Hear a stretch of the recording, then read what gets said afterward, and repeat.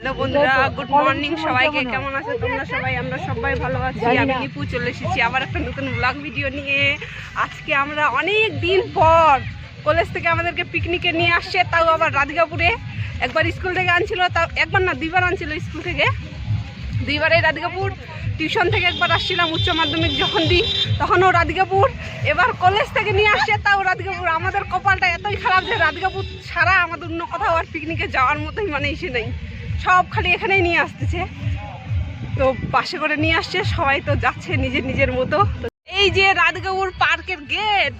তারপরে ফাইনালে পৌঁছে গেছি যেখানে আমাদের পিকনিক খাচ্ছিল সেখানে। আর এই বান্ধবীটা বলছে না ভিডিও বানাম, ব্লগ শুরু কর। তেমন আমি তো আগে ব্লগ শুরু করে দিছি, তো আয় তোকে নিয়ে একটা শর্ট হয়ে যাক। তো তারপরে এই যে সবাই বসে বসে মুড়ি খাচ্ছে। আমি তো বাড়ি থেকে ভাত খাইয়ে গেছিলাম, তার জন্য আমি আর মুড়িটা খাইনি। তো সবাই খাচ্ছে, আমি শুধু ভিডিও বানাচ্ছি। আর ওখানে ডিজে চলছিল বলেই আমি ভয়েসটা বন্ধ করে দিচ্ছি। তো কি বলবো, আর খুবই খারাপ লাগতেছে। আর রিয়েল ভয়েসে আমরা মানে আর কি খুব আনন্দ করছি। ওটা যদি তোমাদের সাথে শেয়ার করতে পারতাম তো খুবই ভালো লাগতো। তো অনেকেই বলছে আমাকে ব্লগের মধ্যে নিস না, অনেকেই আবার নিজেই আসতেছে নে আমাকে ব্লগে নে। কি বলবো, আমাদের মেয়েগুলো স্বভাবই এরকম, কিছু মনে করে না। আর এখানে আমাদের মানে রান্নার জন্য বাইরে থেকে লোক নিয়ে আসছে, আর আমরা শুধু হেল্পের জন্য আছি আর কি, টুকিটাকি করে কাজ করে দিচ্ছি। সবাই বসে বসেই আছি। আর এখানে আমাদের কলেজের প্রফেসর আমাদের বুঝাচ্ছেন যে আমাদের প্রজেক্টের জন্য নিয়ে আসছে। হ্যালো গাইস, এখন আমরা যাচ্ছি রাধিকাপুরের বর্ডার দেখতে। বর্ডারে গিয়ে দেখো বর্ডার, কত আনন্দ একসাথে। আমরা আমাদের জীবনটা মানে হচ্ছে কি বলতো, স্কুল লাইফেও আসছি, টিউশন লাইফেও আসছি, কলেজ লাইফেও পিকনিক আসছি। আমি ফার্স্ট টাইম। কিন্তু দুঃখের বিষয় একটাই, রাধিকাপুর ছাড়া আর কোথাও যাওয়া হলো না। ময় ময় রাধিকাপুরে আসতে পারছি, ওটা একটা ভাগ্যের ব্যাপার। প্রত্যেকবারে যখনই আসছি ডিজের সাথেই আসছি, কিন্তু এবার ডিজে নাই। একটু বেশি নিয়ে নিয়েছে গাইস, এটা একটু বেশি হয়ে গেছে। প্রতিপক্ষ ব্লগ দেখলে তোমাকে দিবে গাইস।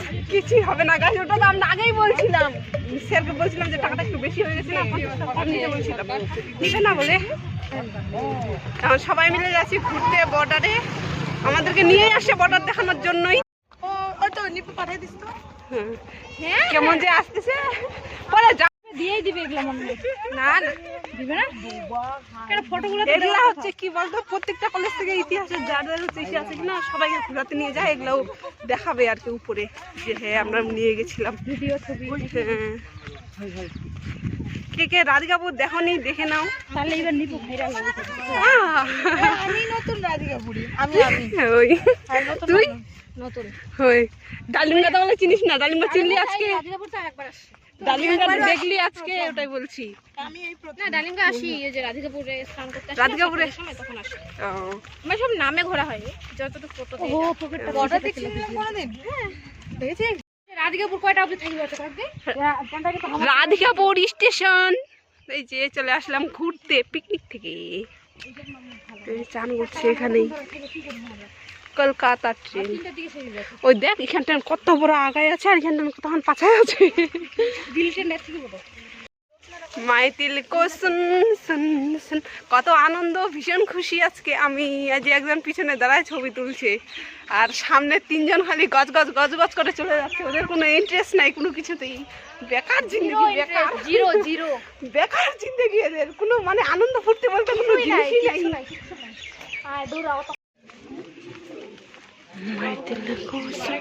এই যে বর্ডার দেখা যাচ্ছে।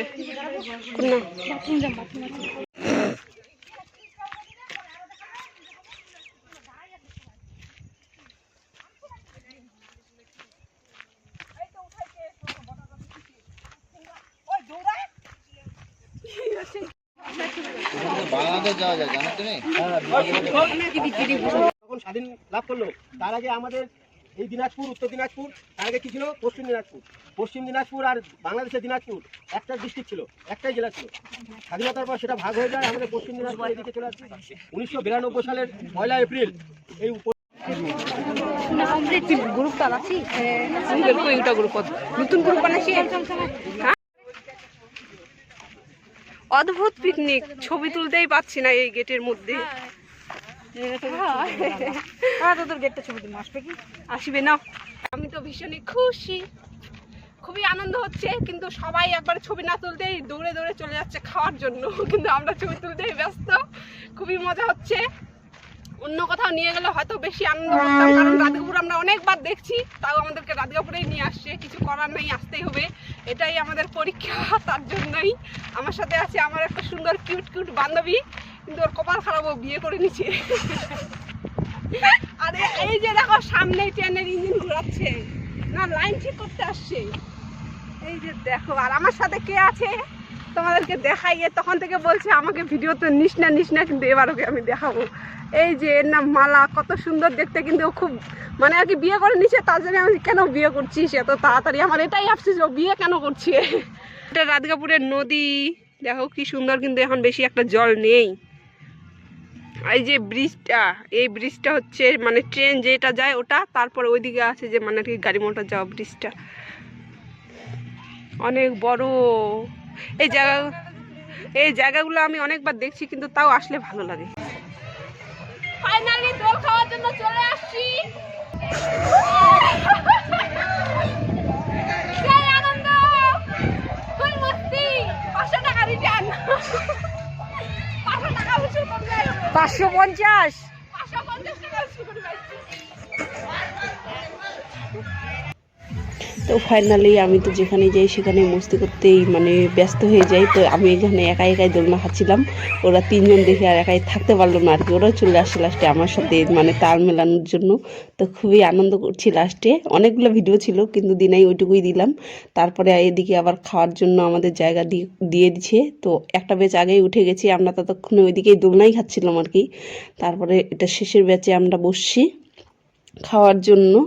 আর আমাদের খাওয়ার মেনুতে কী কী ছিল তোমাদের আমি সবই শেয়ার করব, কারণ এগুলো আমি হচ্ছে মানে কলেজ লাইফটা তো কিছুদিন পরেই শেষ হয়ে যাবে, এগুলো স্মৃতি হিসাবে আমি আর কি ইউটিউবে রেখে যাব, তার জন্যই। তো প্রথমে আমাদের দিয়ে দিচ্ছে পাঁপড়, আলুর পাঁপড়। তো আপনার এখানে এটা গল্প করছিলাম আর কি, যে এটা বাড়ি থেকে বানা নিয়ে আসছে। তো অনেকে বলছে না এটা এখানেই করছে, যে এরকমও হয় নাকি। আর এটা হচ্ছে আমার বান্ধবীর মাংস, আমি বলছি এটা আমার জন্য দিচ্ছি, এটা আমার। ও বলছে দেখা আমাকে ভিডিওতে দেখা, কাকে দিছি আমি দেখাচ্ছি তোকে। লাস্টে কী করবে, ওর থালার মধ্যে ঢালে নেবে মাংসটা, মানে এটা আর কি আমাকে দেয়নি। হচ্ছে আমার বান্ধবী আমাকে দিয়ে দিচ্ছে, বলছে না ওটা ও নিজের থালায় ঢালে নিল, মানে আমাকে দিবে না আর কি খাইতে, তার জন্যই। আর একটা বান্ধবী তো কী করছে, একটা মাংসর পিচ খায় সব মাংসগুলাই নষ্ট করে দিছে। ওটা দেখেই আর কি খারাপ লাগছিল, যে এতগুলো মাংস নষ্ট, হাজার হলেও তো ওটা পয়সা দিয়েই কেনা। তারপরে ফাইনালি আমরা চলে আসছি রাধিকাপুর নদীর ব্রিজে। আর এখানে আমাদের বাস দাঁড়িয়ে আছে, এখন আমাদের বাড়ি যাওয়ার পালা, তার জন্যই তো চলে আসছি রাধিকাপুর ব্রিজে। আসে একটু মানে আর কি ভিডিও করলাম। তো দেখো কন্টিনিউ দেখতে থাকো।